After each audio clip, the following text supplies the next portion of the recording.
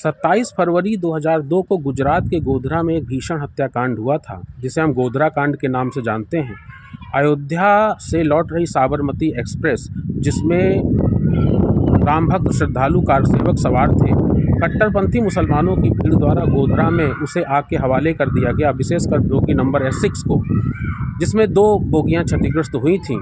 और उस जघन्य हत्याकांड में अनगिनत राम भक्त श्रद्धालुओं की हत्या की गई थी।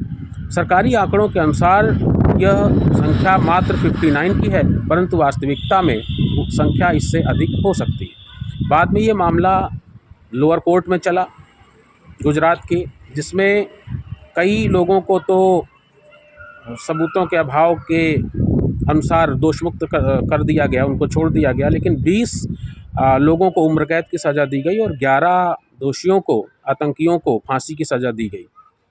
बाद में ये मामला गुजरात के हाई कोर्ट के समक्ष लाया गया, जिसमें से गुजरात हाई कोर्ट ने उन 11 दोषियों की सज़ा को फांसी से कम करके उम्र कैद में कन्वर्ट कर दिया। अब यह मामला माननीय सुप्रीम कोर्ट में विचाराधीन है।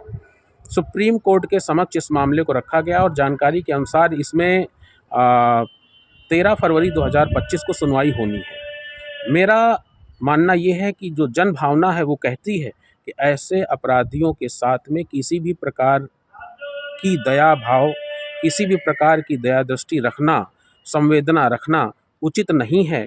यह देश की न्याय व्यवस्था का खिलवाड़ होगा और जन भावना ये कहती है कि उनको तत्काल प्रभाव से फांसी दी जानी चाहिए। यदि उनकी सज़ा को उम्र कैद में किया जाता है तो यह मृतकों के साथ अन्याय होगा, मृतक जनों के परिवारीजनों के साथ घोर अन्याय होगा और देश की जनभावना के साथ भी अन्याय होगा। ऐसे अपराध रेयरेस्ट ऑफ रेयर की श्रेणी से भी उच्चतम श्रेणी में रखे जाने चाहिए। ये कोई साधारण घटना नहीं है, यह ऐसी आतंकवादी घटना है। इतना बड़ा नुकसान तो भारत को विदेशी बाहरी पाकिस्तानी आतंकवादियों ने भी नहीं पहुंचाया, जितना अंदर बैठे आतंकवादियों ने भारत को नुकसान पहुंचाया है और देश की अखंडता के साथ खिलवाड़ किया है। तो इस गोधरा कांड की जो घटना हुई थी उसके बाद में दंगे भड़के थे और हज़ारों अन्य लोगों की जानें गई थी, जिसमें कुछ मुस्लिम भी थे, कुछ हिंदू भी थे।